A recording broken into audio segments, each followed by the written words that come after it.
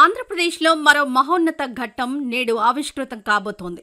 5 కోట్ల ఆంధ్రుల కల సాకారం కాబోతోంది. ఆంధ్రుల ఆశగా, ఆకాంక్షగా ఉన్న అమరావతి పునర్నిర్మాణ పనుల ప్రారంభోత్సవ వేడుకకు అంతా సిద్ధమైంది. ఇవాళ ప్రధాని నరేంద్ర మోదీ చేతుల మీదుగానే అమరావతి పునర్నిర్మాణం మొదలు కానుంది. ఇది రాష్ట్ర చరిత్రలో నవశకం. వెలగపూడిలో అమరావతి పునఃప్రారంభం పేరుతో ఈ వేడుకను ఏర్పాటు చేశారు. ప్రధాని మోదీ రాష్ట్రంలో 1.07 లక్షల కోట్ల విలువైన పనులకు శంకుస్థాపనలు, ప్రారంభోత్సవాలు చేయనున్నారు.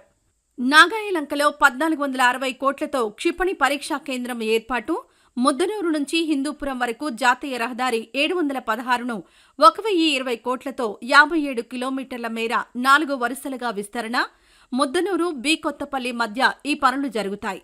ఇదే హైవేలో గోరంట్ల నుంచి హిందూపురం వరకు 809 కోట్లతో 34 కిలోమీటర్లు 4 వరుసలుగా విస్తరణ, తెలంగాణలో కల్వకుర్తి నుంచి ఏపీలో నంద్యాల మీదుగా జమ్మలమడుగు వరకు ఉన్న NH 167Kలో నంద్యాల నుంచి కర్నూలు, కడప సరిహద్దు వరకు 62 కిలోమీటర్ల మేర 692 కోట్లతో 2 వరుసలుగా విస్తరణ, మైదుకూరు నుంచి సింగరాయకొండ వరకు ఉన్న NH 167Bలో ముదిరెడ్డిపల్లె నుంచి కడప, నెల్లూరు సరిహద్దు వరకు 36 కిలోమీటర్ల మేర 279 కోట్లతో 2 వరుసలుగా విస్తరణ, కోల్కతా, చెన్నై NHలో రణస్థలం పట్టణ పరిధిలో 252 కోట్లతో 5 కిలోమీటర్ల మేర 6 వరుసలుగా విస్తరణ, హైదరాబాద్, బెంగళూరు హైవేలో శ్రీ సత్యసాయి జిల్లాలోని ఎర్రమంచి, గుడిపల్లి గ్రామాల వద్ద 124 కోట్లతో ROB నిర్మాణానికి శంకుస్థాపన పనులకు శ్రీకారం చుడతారు. మైదుకూరు, సింగరాయకొండ జాతీయ రహదారిలో సిఎస్పురం నుంచి మాలకొండ వరకు 277 కోట్లతో 44 కిలోమీటర్ల మేర పూర్తయిన 2 వరుసల విస్తరణ, ఇదే హైవేలో మాలకొండ నుంచి సింగరాయకొండ వరకు 46 కిలోమీటర్ల మేర 370 కోట్లతో 2 వరుసలుగా విస్తరించిన ప్రాజెక్ట్, సీతారామపురం నుంచి కావలి వరకు ఉన్న NH 167BGలో సీతారామపురం నుంచి దత్తులూరు వరకు 36 కిలోమీటర్లు 364 కోట్లతో 2 వరుసలుగా విస్తరించింది. జమ్మలమడుగు, ప్రొద్దుటూరు మార్గంలో రైల్వే క్రాసింగ్ వద్ద 68 కోట్లతో నిర్మించిన ROB, పుంగనూరు పట్టణ పరిధిలో 10 కిలోమీటర్ల మేర 41 కోట్లతో విస్తరించిన నేషనల్ హైవే, రేణిగుంట, నాయుడుపేట మధ్య 2510 కోట్లతో 57 కిలోమీటర్ల మేర 6 వరుసలతో విస్తరించిన జాతీయ రహదారి, విశాఖలోని కాన్వెంట్ జంక్షన్ నుంచి పోర్టు కనెక్టివిటీకి 50 కోట్లతో 4 కిలోమీటర్ల మేర 4 వరుసలుగా విస్తరించిన పనులకు శ్రీకారం చుట్టనున్నారు ప్రధాని. అమరావతిలో జరిగే కార్యక్రమానికి వెలగపూడిలో దాదాపు 276 ఎకరాల్లో సభా ప్రాంగణాన్ని సిద్ధం చేశారు. రాష్ట్ర నలుమూలల నుంచి దాదాపు 5 లక్షల మంది వస్తారని అధికారులు అంచనా వేస్తున్నారు.